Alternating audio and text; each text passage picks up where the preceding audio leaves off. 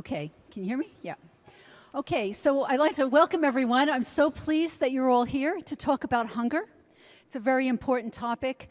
As Rachel said, I'm Donna Rosa, and I spent nearly my entire career in the food industry, and this is a topic that I am absolutely passionate about because no one should go hungry, ever.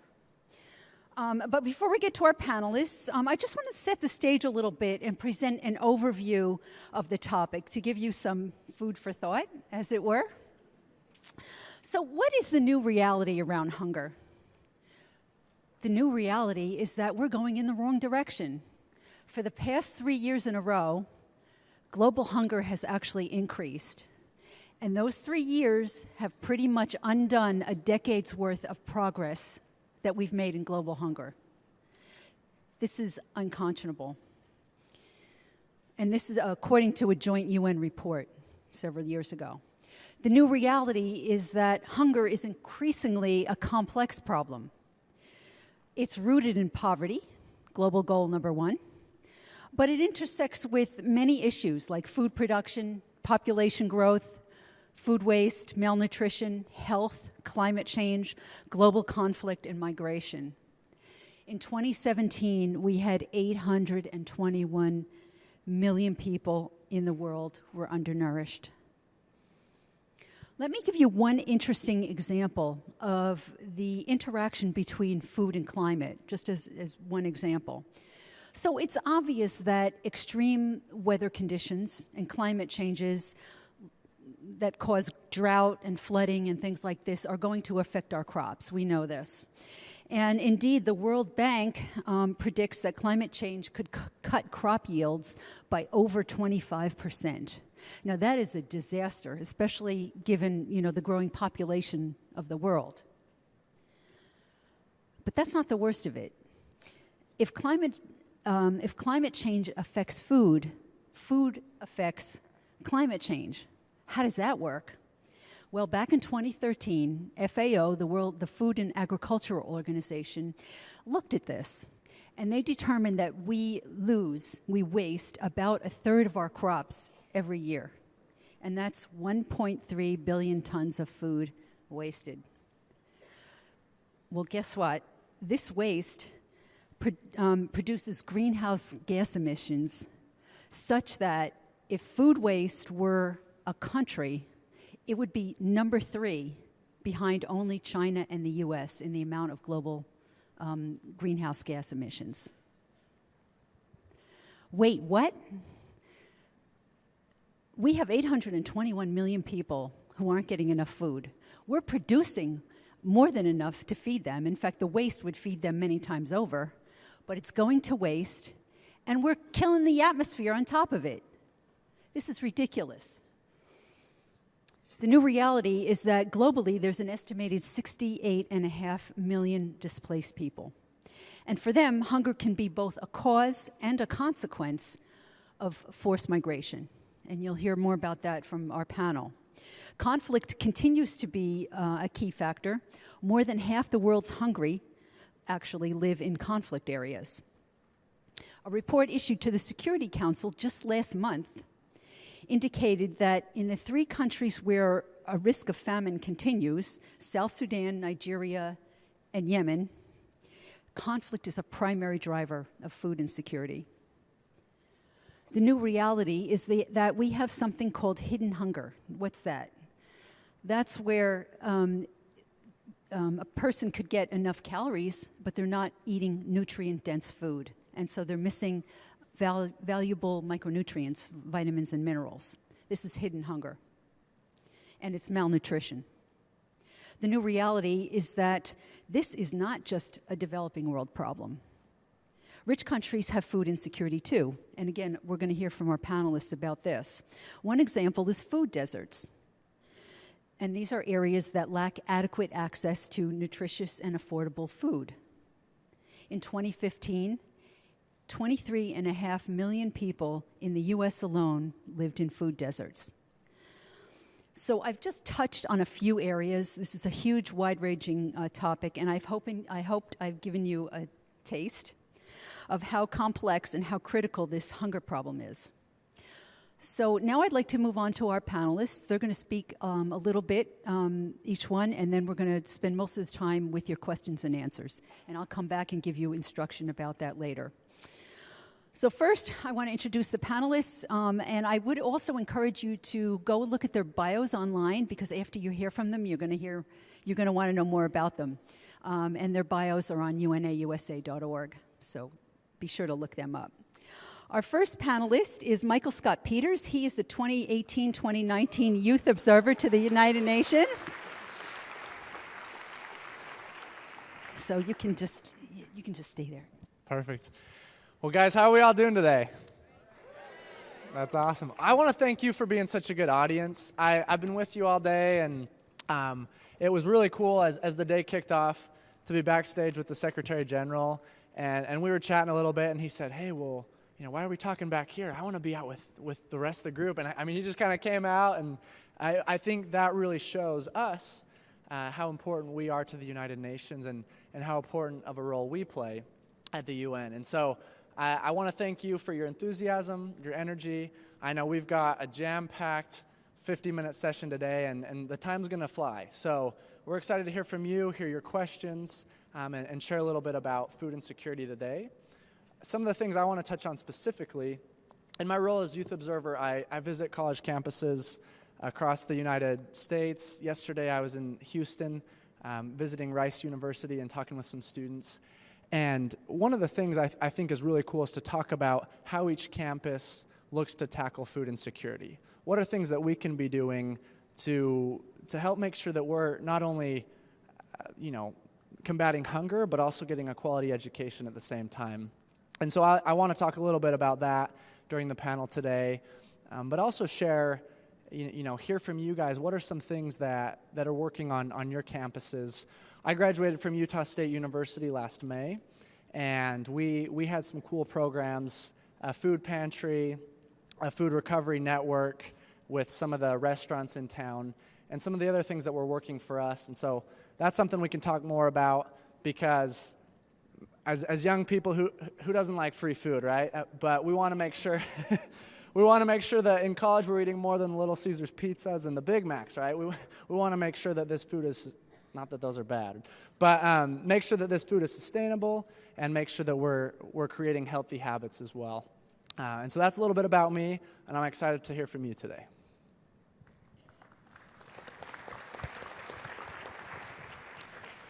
My name's Steve Am I coming over? My name's Steve Taravella with the World Food Program. Delighted to share a little bit with you about our work today. And I thought maybe the best place to start is to explain what WFP is not. We're not a food bank. We don't distribute food in the U.S. As one of about 40 entities in the UN system, we work only in those developing countries that ask us to come in because they're requesting our help. So today, WFP operates in about 80 countries, which means that on any given day, we're operating about 5,000 trucks, 70 aircraft, and 20 ships to bring food assistance of one sort or another in. And we do that in a number of different ways and responding to a number of different situations. The one you might be most familiar with, given what some of the morning discussions have been, are our emergency work. And by emergencies, I mean natural disasters. So we're a lead responder for the UN in times of hurricanes, earthquakes, typhoons, things that suddenly and unexpectedly disrupt people's normal paths for accessing food. And then there's the big other emergency category that Donna mentioned in her remarks, which is conflict. What we're all watching happening right now in Yemen, which I know you heard about this morning, Syria, South Sudan, Northeast Nigeria, very difficult situations right now, because when people are fighting, they're not farming, so agricultural output drops. When fighting is taking place, it's not safe for people to come out to seek food. It's not safe for aid workers to try to deliver food. And things have gotten really bad in those and some other settings where people right now are literally starving to death in near famine-like conditions. And all of that work is made incredibly important at this moment because of what Donna also shared, and I'm glad that she opened with that, the fact that right now hunger rates globally aren't on the downward turn like they were for several years. We were all so pleased that the work of this agency and many other agencies together was globally resulting in a downturn in hunger rates. And for the past 3 years, we've seen just the opposite. And that's almost entirely due to conflict settings and somewhat due to climate change as well. And because of that, the World Food Program, which last year spent about $7.5 billion on food assistance, used 80% of that in just those handful of countries I mentioned. So imagine what the world, what all of you with the great organizations you're working with could do, or help the UN do, if we could take that huge sum of money and apply it to make the world a better place if these conflicts ended. I also wanted to share in the brief opening moments here that there are many other programs WFP operates besides emergency response, but one that this particular group might like hearing about most is our school meals program. WFP feeds about 18 million school kids every year in about 70 countries, and for many of these school-age children, this is the only meal they'll get all day. We place a high emphasis on girls in these programs because many of the countries in which we work, families tend to place a higher value on the life of the boy child than the girl child. But if the family knows that the girl child will receive food if she goes to school, they're more likely to send her. Partly it's one less child to have to try to feed at home by a family that's struggling. Partly the child can often bring home what we call take-home rations to the parents, which might be the only food that they get that day as well. And all sorts of studies have shown the benefits of keeping girls in school and helping educate girls, everything from delaying marriage and delaying childbirth to just opening up other opportunities, which is another one of the SDGs that we're all working on, number 5. So I want to toss that out there to show that fighting hunger is complex, multifaceted. It touches on a lot of things that some of you might be working on that aren't hunger specific. And really pleased that you're all here to hear about it, and look forward to hearing from you. Thank you.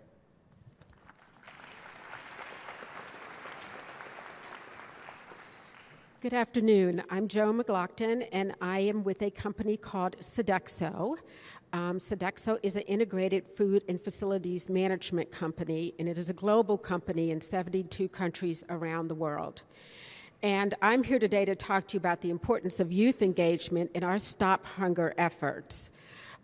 We started doing work around Stop Hunger in the mid-90s, or maybe late 90s. I'm not sure how many of you were born then, but we started off supporting food pantries and doing food rescue work and food recovery work and working in food banks. And about 10 years ago, we really put a focus on childhood hunger in America and really devoted our efforts to trying to see, at least Sodexo in the United States devoted its efforts on trying to see how it could combat childhood hunger. And we realized that we were missing a key voice in our discussions and in our plans and in our strategy, and that was the voice of youth. And so we thought it was vitally important that we invest in youth and that we bring youth into this conversation, partially because who's better to help out other children in their communities than youth? You see the problem, you're close to the problem, you relate to it. But also because we felt like it was extremely important to invest in the future leaders of hunger. I think that hunger is not as well known as an issue in this country as other issues are, and we felt like it was really important that we help to educate youth about the problem, and we help to convene youth and provide a mechanism for you guys to work together, to inspire one another, and to learn from one another. In addition to the work we do in the United States, we, as a global company, have a Stop Hunger platform that is a network of work that we do around the world. We have volunteered over 93,000 hours toward hunger relief. Most of that comes from our employees or their families or other groups that we work with. We've provided over 5 million meals. And recently, a program that's really near and dear to my heart, we have a women empowerment initiative, and we have decided to start recognizing women around the world who are working on hunger. Believe it or not, 70% of the people who are hungry around the world are women, and our research has shown us that they are the best at dealing at it and very creative. So I will stop there. I really look forward to engaging with you and helping you to understand how you can make an impact. Okay, thank you. Okay, before we begin our Q&A, I just want to have one thing to ask of Michael. Could you elaborate a little bit more on the program that you initiated at your college campus? Yeah, so last year I was serving as the student body president at Utah State University. By the way, do we have anyone from Utah here? There we go. Okay. There's like two of you. Perfect. So it's a long trip.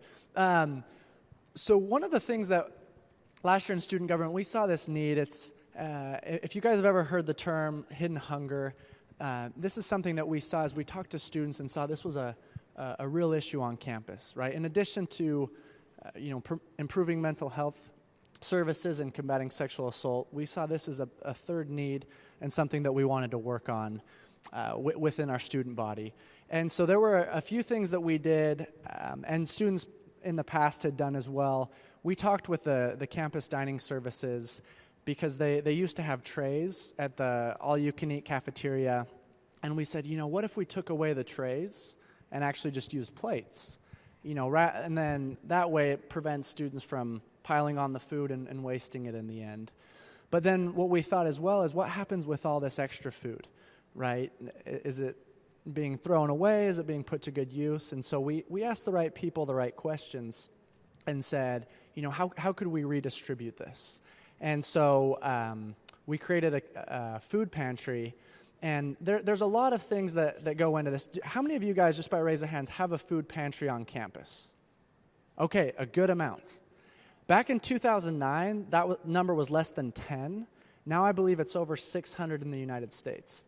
So this is an idea that's growing, and if you don't have one on your campus, this is something that might be a great action item to take back and get started.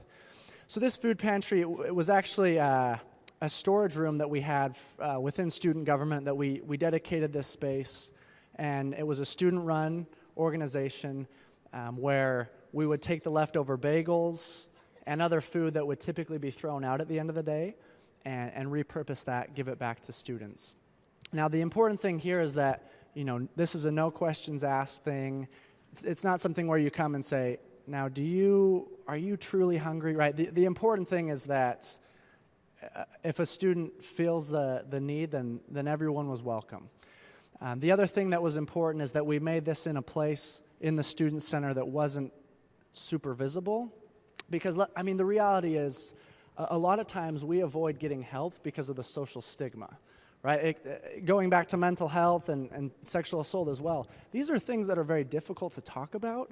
And who wants to be the person on campus that says, man, I didn't have breakfast this morning, not because I woke up late, but because I don't have the money for it, right? And so this is how we support each other, repurposing this food and making sure that it can go to the students who need it. Good. Thank you very much. I wanted everybody to hear that story. Okay, so we're going to spend the bulk of the time on Q&A. I'm sure you all have questions. You've all experienced hunger. But you may not know what it's like to be hungry all the time. And so, it's a wide-ranging area. Here's the rules now for the Q&A. We're going to take one question at a time. Raise your hand if you want to speak, and then I will acknowledge you, and then press the button and ask your question. I need you to formulate your questions succinctly and briefly. This is not a place for a rant.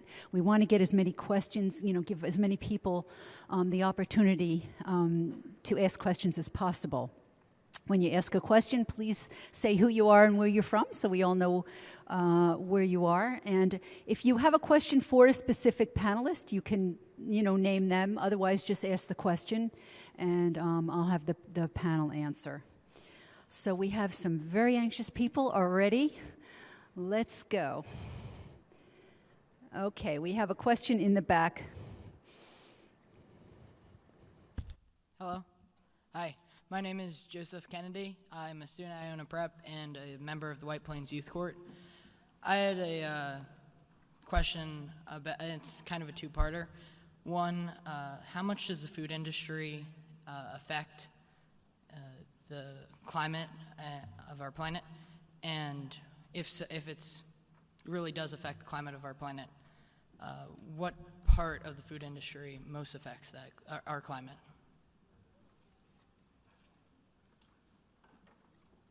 Does anyone want to answer that?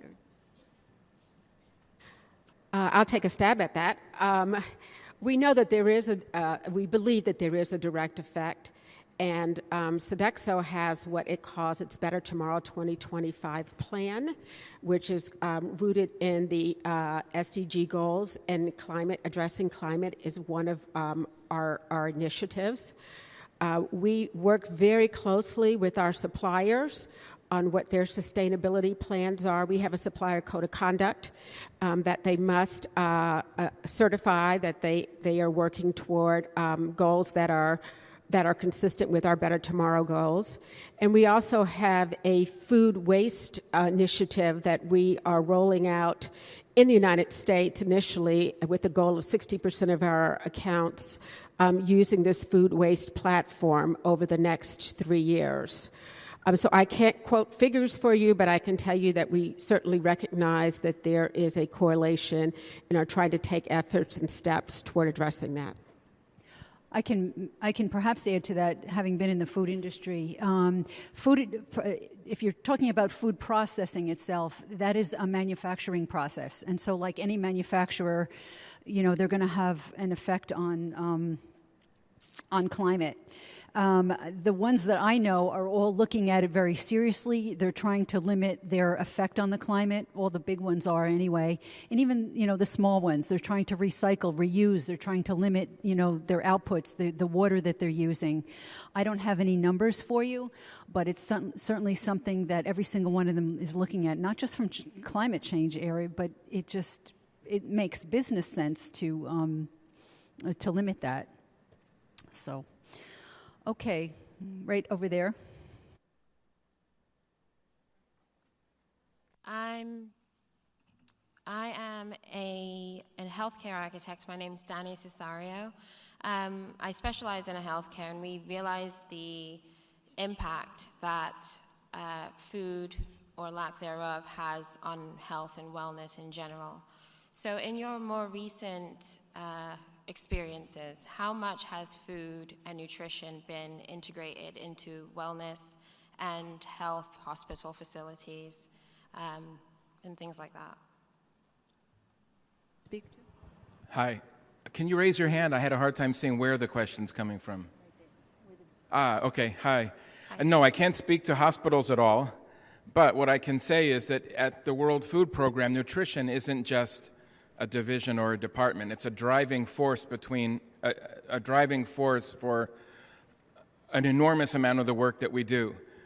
We need to make sure that the food we're distributing isn't just sustaining somebody with calories to keep them alive, but that actually it's nourishing bodies so that people will go stronger and have a greater chance at healthier life. So it drives an enormous amount of what we do in terms of humanitarian assistance. Hospital services, I can't speak to. Actually, I can speak to that. I mentioned earlier that we have integrated food and facilities management services, and we are in several segments, including schools and universities. Hopefully, we're feeding some of you in your dining halls and that you're pleased with your experience. But we're also in healthcare and senior living facilities, government agencies, and sports and arenas.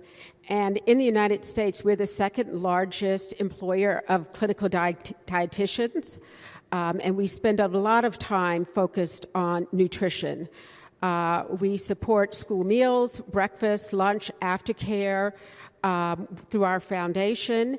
And in the schools that we serve, most public schools, of course, have a wellness plan because of the Affordable Care Act. And we work hand in hand with our school districts on making sure that we can meet those requirements and that the food is tasty and appealing to kids. And in healthcare, with the many forms of or reasons why people are there in the hospital. Of course, we adapt the diets to whatever their dietary needs are, but we're also looking at, what are we serving in the cafeterias in healthcare facilities? What's in the vending machines? And how can we make sure that there's a variety of healthy food? Yeah, it goes without saying the connection between, food and health, especially for mothers, for pregnant mothers, for children, and so forth. Okay. Back there. My name is Natalie from UPenn, and my question is that so 30 to 40% of the food waste comes from large grocery store, and I guess my question for all the panelists is that in your respective role, do you have any plans to engage the private sector to solve the food waste problem? Thank you. Anyone want to? Last year, yeah, you're asking a really good question, and isn't that a great response?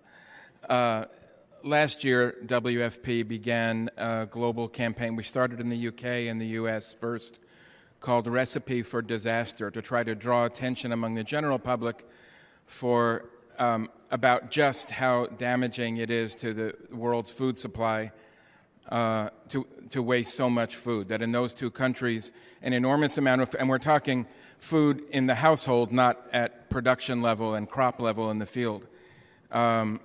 And we were really pleased with the amount of attention it got.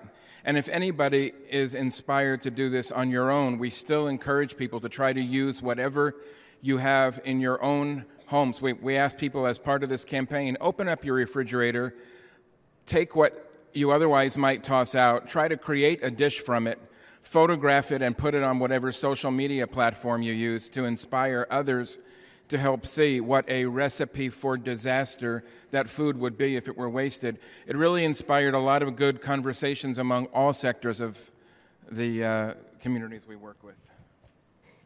And I'll add a little bit to that as well. We belong to several organizations that are focused on convening the food industry to look at issues around food waste. The Food Recovery Network is one of them. The Food Alliance Network is one of them. And also through some of the youth initiatives that we support, for instance, Campus Kitchens program, which is a program similar to what you're talking about, where students on campus work to recover excess food. We know that they're also working with grocery stores, and they're working with other suppliers of food who may have excess food to bring that to those in need. To add to Joan's point, one other thing, I think it was one of the universities in Boston, if I'm not mistaken, had created an app. I think it's called Meals, but they use it to, it's kind of like Yelp, but then at the end of the day, restaurants, grocery stores can actually post like a notification on it saying, hey, we're about to toss these bananas. They're sitting here ready for pickup. And so people can come by and collect that food. So creating something like that in your community could be a really good way to keep food going where it should be. So one of the things that we do is we support youth like that who are looking at innovative ideas through a scholarship program that we have with our foundation. And we've given grants to over 244 individuals ranging in age from 5 to 25. And one of them was to a guy named Jeff, who had built a food finder app. Where he was linking up families in need with co-ops and churches and grocery stores and restaurants, and you could just sort of pin where you were, and it would tell you where you could go to get food. So. Okay, great. Let's see. I've got people over there. Then where's my spotter? No. Okay. Oh, there. Okay, I'm going to go right there. You. Yep.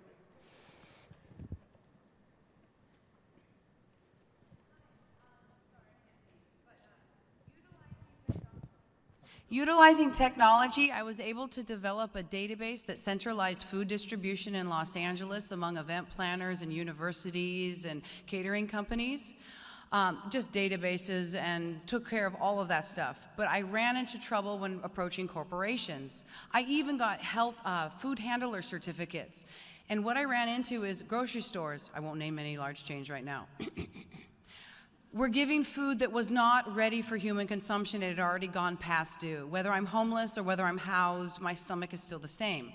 How can I best approach corporations? Because I have solved this in LA with technology if we just got everybody on board, and even was able to take the liability off of the grocery stores and the catering companies, because just like Tom Hanks in Castaway, it's a timeline. Everything is on a timeline with food, especially when it's being cooked. How might I best approach corporations to get on board with my LA Food Network? Joan, you can take that. Well, first, congratulations. Congratulations to you. That is wonderful. And I will tell you, your voices are really important in this discussion. We respond to what you say.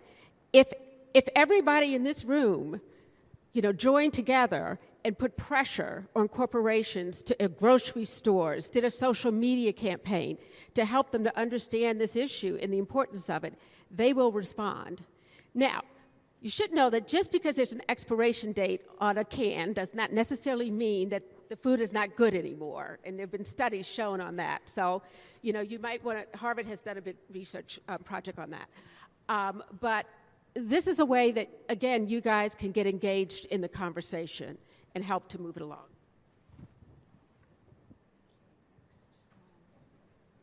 How about right there? Yeah, Thule, and I had a question in regards to hunger on college campuses. What are the best strategies in terms of dealing with administrations when many of their goals seem to be surrounded on money and profit rather than students' hunger needs in terms of meal plans, food providers, and such? This is a great question. So, working with administration is definitely an interesting topic, and it's one where I came in, there were certain topics that were very easy to talk about. There were others where the response was, we are not a daycare. These are things that, we're here to teach an education. But the thing that was the coolest for me last year was realizing that when enough young people come together around a common issue, the university responds, right? We are, in a sense, the customers, right? We're there paying tuition, and they listen to us. And so as one person, it really is hard to make a difference. But I look around this amazing auditorium, and I see the passion and the energy. Right now, I know we're all split up between 100 different universities across the country, but that doesn't mean that we can't come together and talk about this collectively. So show why it matters. Right, one of the things that we used with administration, when you talk about Maslow's hierarchy of needs, right, if you're not being fed, if you're not housed in a good situation, then you're not learning, right? And there's statistics that show the linkage between food insecurity and housing insecurity, and when both of those things are in play, then students are missing class or dropping classes, and we don't want that either. So make sure that you can tie it back to the administration's interests and show why it is in their best interest to make sure that the health and well-being of campus is in a good state. Great question.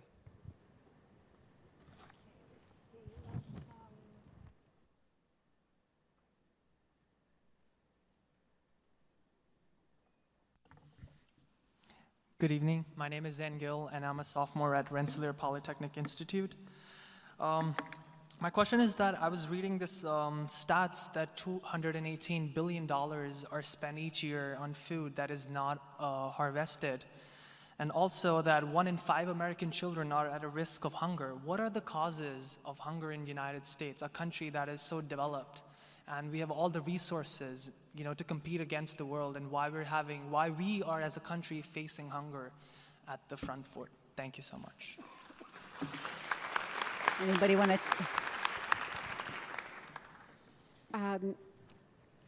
We have enough food in this country to feed all of the children in this country. It's a question of access frequently. And that's part of the work that we're doing, particularly with an organization called Share Our Strength in Washington, D.C. Billy Shore is the founder, of really trying to work to make the connection between the food that is available and getting it to the kids who need it. That is why school meals programs are so important, and that summer meal programs are so important. Oftentimes, kids, the only meal they get is the lunch that they get in that school, or in the summer, the lunch that they get through the summer meals program. So I think it's a matter of awareness. It's a matter of being able to connect with the communities where there are folks in need and helping them to understand the social support networks. It's a matter of making those social support networks easier to navigate, and making sure and helping people so that they can get the support that they need. So it is a solvable problem, but it's a matter of access, and it's one that we continue to work on. I just want to add to that also. As I mentioned, hunger, no matter where it is rooted in poverty. These people can't afford or do not have access to nutritious food, and I think it is up to the communities to get them the food that they need. I talked about food deserts, and the situation's a little bit different in developed countries versus developing countries, but at the bottom of it, it's poverty. So that's what needs to be addressed. Okay, who else do we want? Oh. Thank you very much. My name is August, and I'm from the University of Bridgeport. I study international political economy and diplomacy, and I'm a freshman. My question is to directly Mr. Taravella. You talked about the World Food Program, and it sounded like the work you do is focused on underdeveloped countries. But the truth is that in our cities, in New York City, in LA, there are people who go home with an empty stomach. And what is your organization doing to combat that? No, you're absolutely right. There's hunger everywhere in countries at all economic levels. Each organization has its own mandate. The UN's mandate doesn't encompass working in the U.S. on food right now. It's just that simple. But the other programs you've heard about here are making a dent, and I understand a lot of you are from other organizations that are also making a dent. But no, my organization is funded entirely by private donations, by the way. We do not get a large UN contribution every year. We go open-handed to country governments. Is funded entirely to work in developing countries that need help.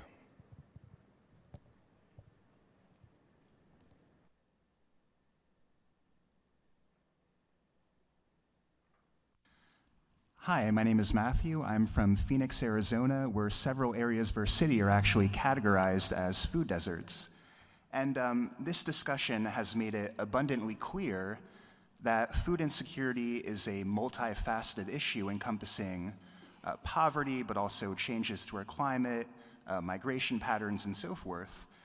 So how can we ensure that the solutions we ultimately put into practice, whether in a local or a multilateral context, address these issues in a meaningful fashion? How do we make sure the solutions we pursue address both the complexity and the scale of this challenge of food insecurity at a global level? I can say, speaking for WFP programs, we monitor. You test what works, and if it doesn't work, you pull back. So we have monitors at every level of our program activities. We have monitors looking to make sure at food distribution levels that food we bring actually reaches the people it's intended for. We have a statistical unit who looks at the results of different distribution patterns and programs and how funds were spent. So nothing is done off the cuff when you're talking about budgets of the sort that we deal with. But you're right, we all want to innovate, and innovating well means knowing what is working and what isn't. And we're trying.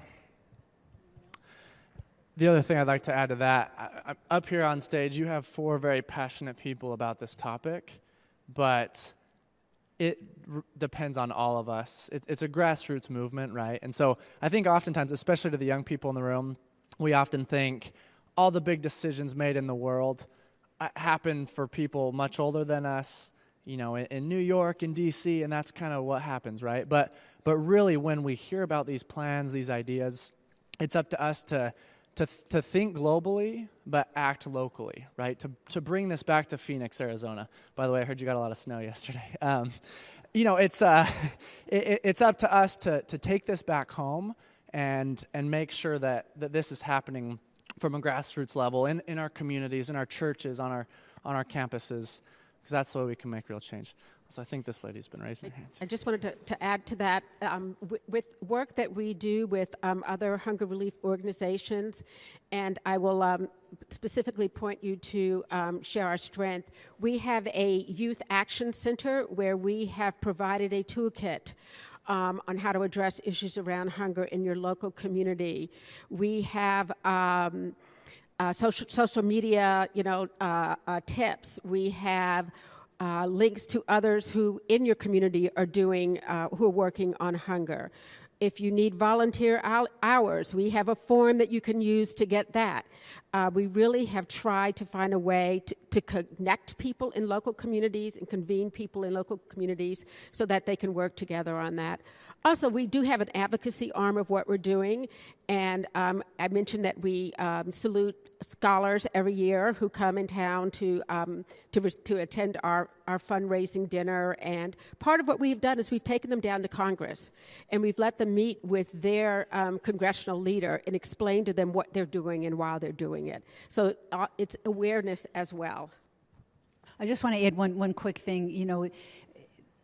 As you said, it's exceedingly complex, and the way you go about this is you pick one little area and go after that. Whether it's a food pantry, whether it's helping grow seeds, in developing countries. I work in international development. Their problem is quite different. They're losing food at the harvest stage. We're wasting it. We're losing it, at the consumer stage. So, helping farmers, educate people, putting in irrigation systems, all of that. Pick one little thing and go after it. Okay, go ahead.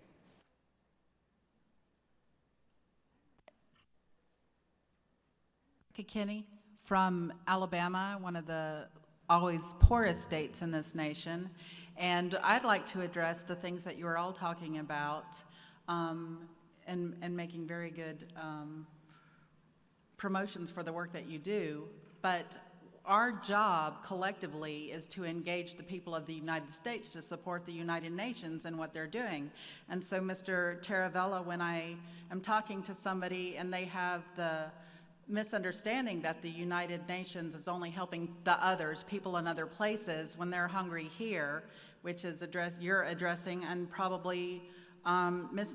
Mclaughlin, your organization, if you're in schools and places like that, you're really addressing people who are in an academic level, and they're seeing the work that you do with Sodexo more than anything else. And also our young people and college students who are doing that. We're really, I think one of our problems is that we're connecting with the academic community, but we're not connecting with the people in our communities who are this disconnected society of voters that we've been dealing with, and we're seeing where this comes.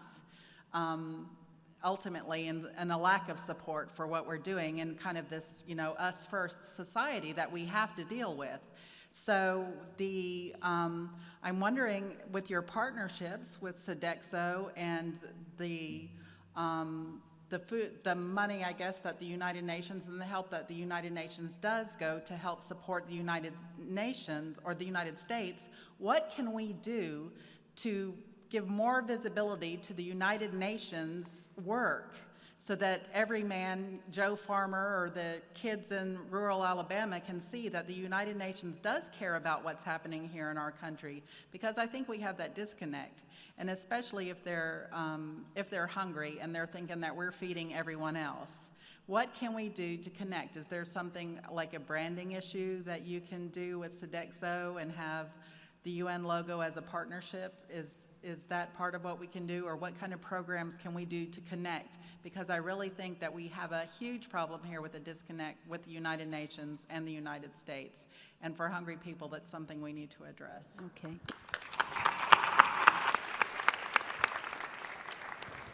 Let me go first on this one. That's a long but very important question. I would say there's a very special link between the United Nations in general, my agency in particular, and the U.S., because the U.S. has been my agency's largest donor for its entire 55-year history. We work very closely with the U.S. aid agencies, partnering with them on all sorts of, not just funding, but developing responses in the field. We don't do that in the U.S. As I said, it's just not part of our mandate. But to get to your question, how do you answer people who ask why are we funding only those people who need help in other countries?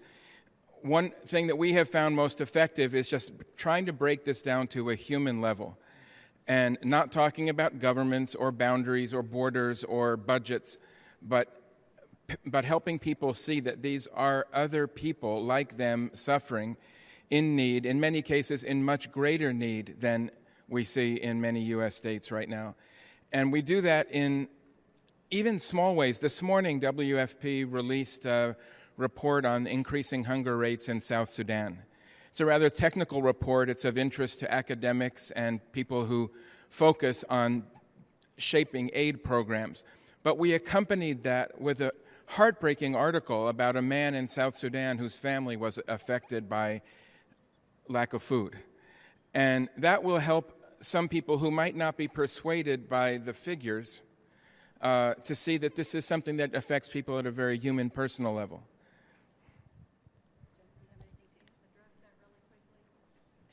No, I have to move on to the next, another question. Okay.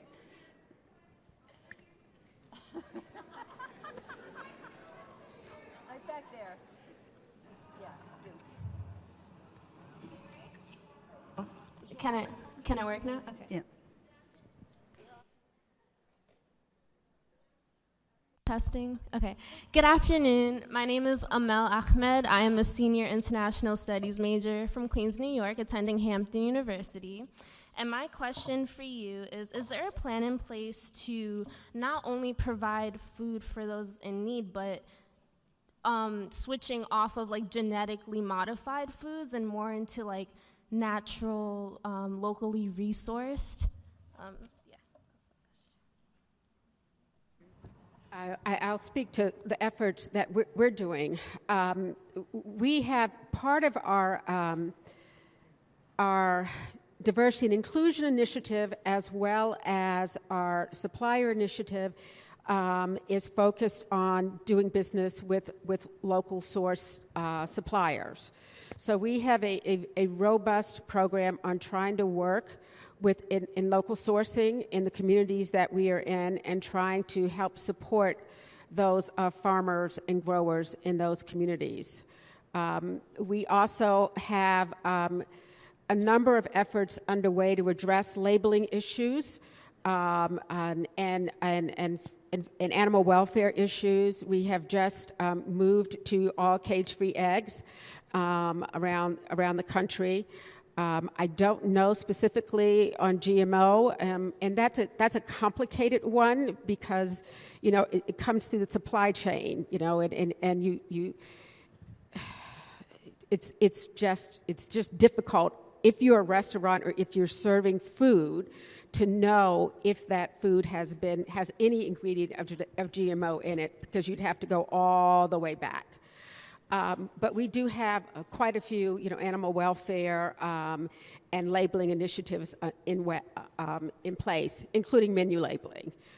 Most of our cafeterias and our food facilities, there's menu labeling and nutritional information. I've got one thing too. We just got the 1 minute marker, so I'll share this idea quickly. But you know, I think if we want to do something, whether it's creating awareness around science and food, or making sure food makes it to Alabama or the other places in the United States, you know, we are the technology generation, right? We have better access to spreading the word than anybody else in the history of the world. And one of the things that I was just thinking of, do you guys remember the Ice Bucket Challenge? Did any of you guys see that go viral on YouTube? Right? For those of you who didn't, for those with ALS, it creates a feeling like an ice bucket is being poured on your head, right? And that you're kind of paralyzed. And I don't know who created the idea, but they started it off by pouring a bucket of ice on their head, filming it, posting it on YouTube, and challenging 2 other people to do the same with a donation, I think, as well. But this went viral, right? I mean, I think President Obama was even doing it, Bill Gates. It went all over, and it really created awareness around ALS and what could be done through donations, through redistribution. And so maybe this is our challenge for you today in the room. What can we be doing, not only to create policy and fix this from a government level, but how can we get something like this to spread through social media and through technology to reach all the corners of our country? Okay. Thank you. Okay, so unfortunately our time is up. You can certainly see how complex. I would love to sit here with all of you for another few hours and take more of your questions, but unfortunately our time is up. So I want to thank everyone for attending and for adding to this important discussion. Thanks.